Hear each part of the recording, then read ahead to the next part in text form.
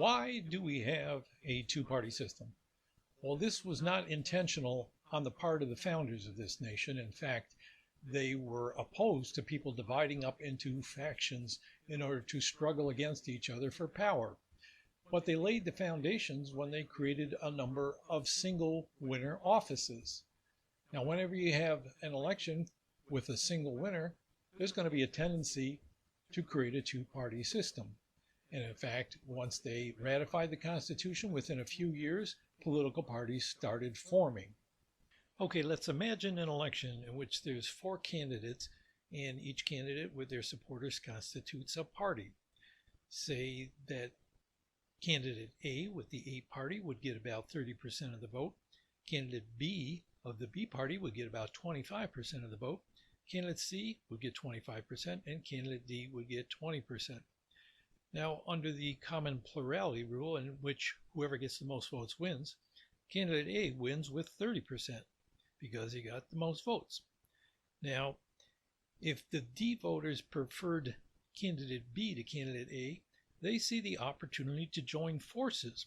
So if B and D get together and join their 25% and 20%, they would get 45% and be able to beat A.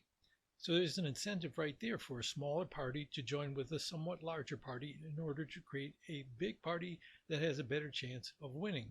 Same thing's going to happen next time. A sees that if they can attract C party's 25% of the vote, 30 plus 25 equals 55, and now they can beat the combined forces of B and D. So as long as there's a single winner, there's always an incentive for voters in the smaller groupings to migrate over to a larger group of voters and create a party that's bigger and can defeat other candidates. We started with 4 parties and we ended up with 2 big ones. It's the same situation today. Voters realize that they have to back one of the 2 largest parties in order for their vote to mean anything. There's still a few holdouts who vote for alternative party candidates, but they're minuscule because many more potential supporters of that alternative party are going to migrate over to a major party where they can try to advance their views within that party and join forces to beat the other party, which they like less. Same incentives to create a 2-party system and leave the other parties in a marginal position. This is called the split vote problem.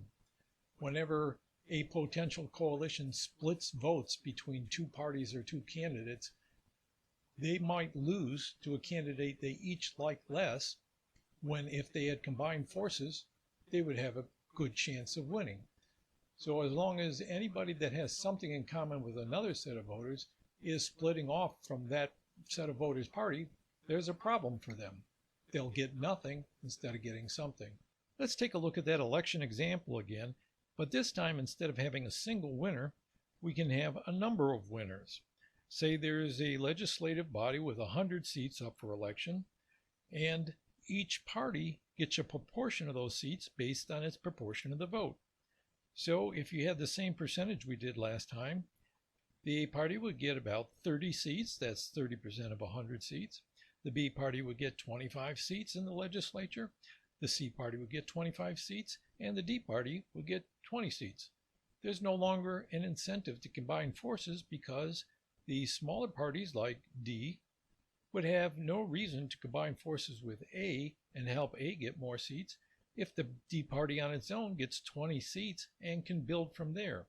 So if you have a proportional representation system, there's more of a tendency to have a multi-party system.